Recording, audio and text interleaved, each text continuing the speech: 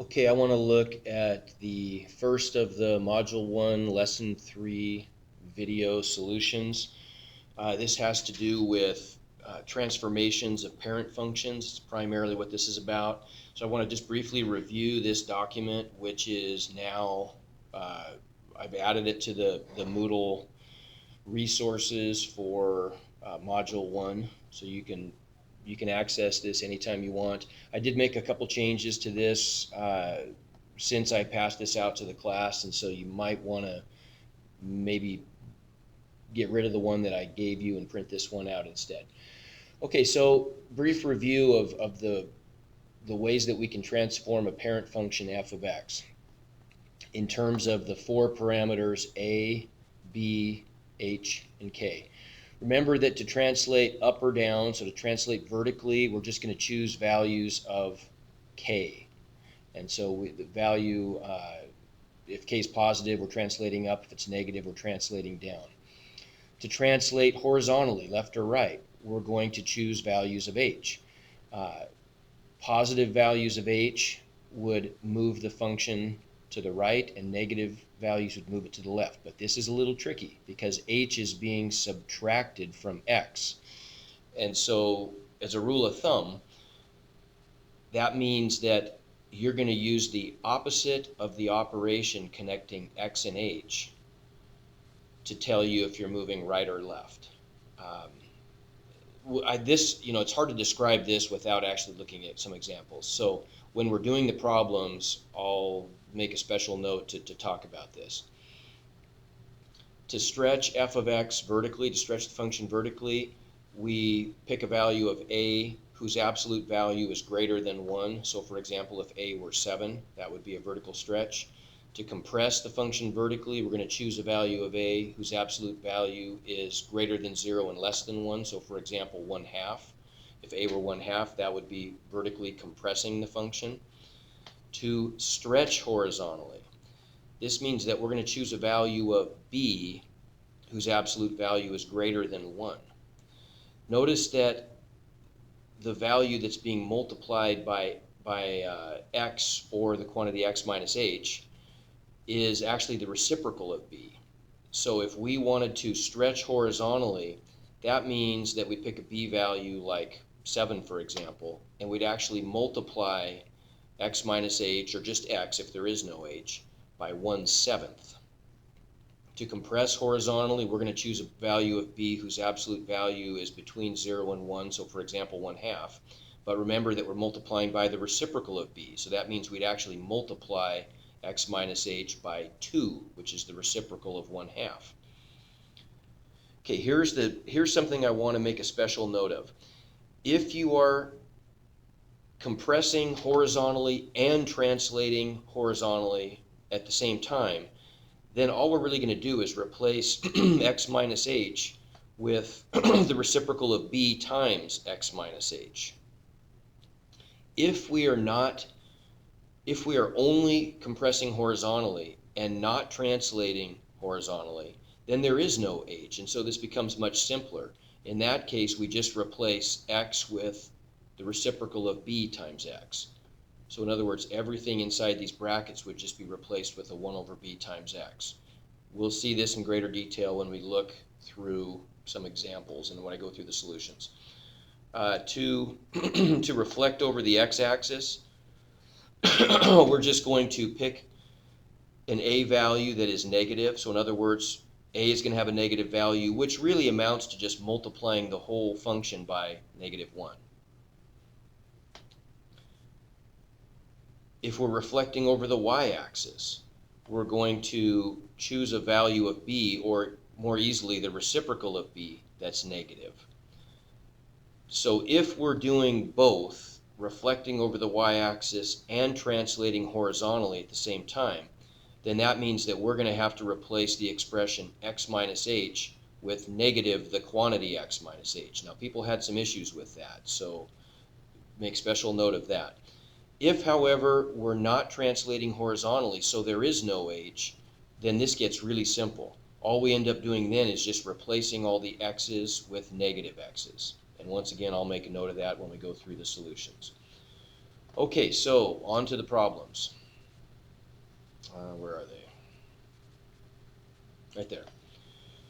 Okay, so the first one asks us, in each of the graphs below,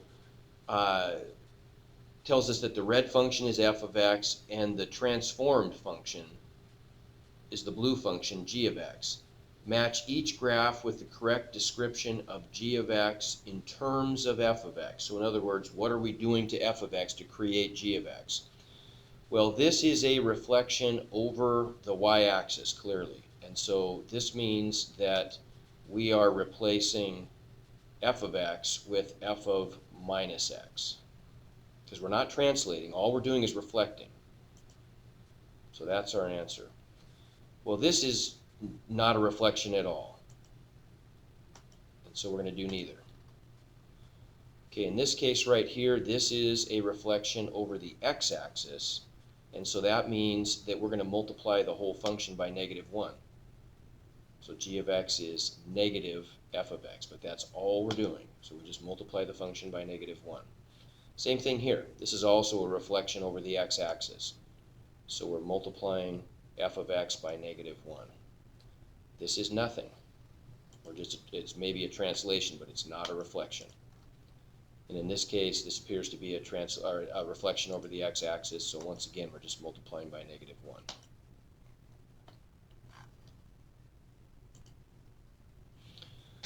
Okay, same kind of thing. It's telling us here that the two graphs above are mirror images of each other, so they are reflections across the x-axis. Red graph is the original, the blue graph is the transformed graph. So in this case, we would say that the blue function g of x is equal to the opposite of f of x. We multiply the whole function by negative f of x because it is reflected across the x-axis.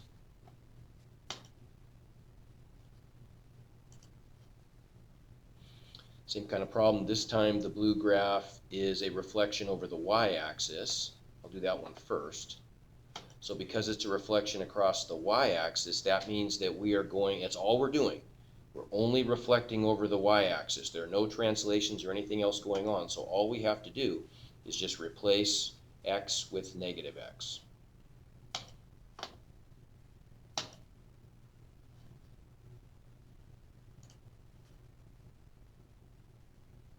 Okay, reflection over the x-axis. Now notice this time that we're given a function. It's not just f of x. We're told that f of x is the quantity x minus 3 squared plus 7. Okay, so we want to find the blue graph. We're not doing anything except reflecting. And so notice that our original function here is not as simple as some of the parent functions we've looked at in the past. This is not just x squared. It's actually a fairly complicated quadratic where it's already been shifted to the left and up. But we're going to take this one as it is and flip it. So all we have to do is just multiply the whole function, f of x, by -1. So in other words, g of x is equal to negative f of x. Now this isn't the answer. I just want to show you how I get it. Is negative f of x.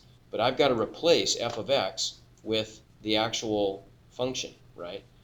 And so to do that, I'm just going to open up a set of parentheses, and in the parentheses, I'm going to write what f of x actually is as a function. So it's the quantity x minus 3 squared plus 7. This is different then. I'm not just going to multiply multiply the quantity x minus 3 squared times -1 and then add 7 separately, because that's what I would be doing if I were both reflecting and translating the function. But I'm not doing that. I'm only reflecting. So I'm just going to multiply f of x, that whole thing, by -1. Okay. If I wanted to, I'll just show you that you could do this. If I wanted to, I could distribute the -1 to both parts,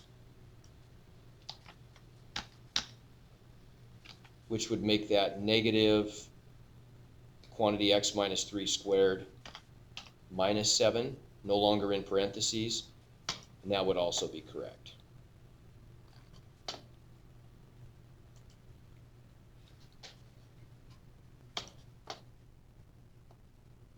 Okay, this one, the blue function is reflected over the y-axis, but it's only reflected. And so we're starting with a complicated function, but we're not doing anything else to it other than reflecting it. And so what we would end up getting here is g of x equals f, geez, of negative x. So what's that look like for us? That just means I'm going to plug negative x's in, replace all the x's with negative x in this function. So I'd end up with the quantity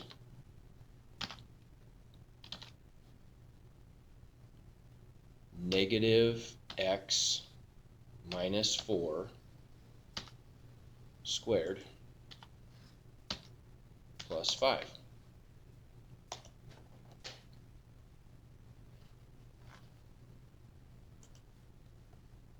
Okay, so what about this? If I'm starting with f of x equals the square root of x, and all I want to do is reflect over the y-axis, then that just means it's pretty simple. I'm just going to replace x with f of x. With negative x, sorry. Replace x with negative x in the function.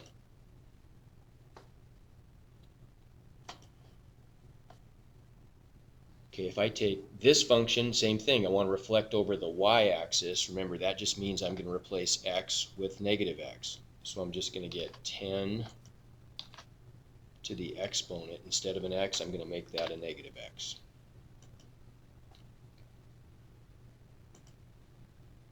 To reflect over the x-axis, the function square root of x, I'm going to multiply the whole function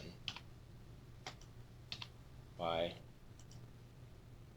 negative 1. So I get negative the square root of x. And same kind of thing here. To reflect this over the x-axis, I'm going to multiply the whole thing by negative 1. So I get negative, and if you want to, you could put this in parentheses. If you're just, if you're not sure if you should, play it safe and do it. I don't need to, though, in this case, because 18 to the x is the function. So I could also enter it like that. Okay, what about this one? If I want to reflect this whole function over the x-axis, then remember that I've got to multiply the whole thing by negative 1, all of f of x. So I'm going to get negative, let's use brackets this time maybe, so it's easier to see what's going on.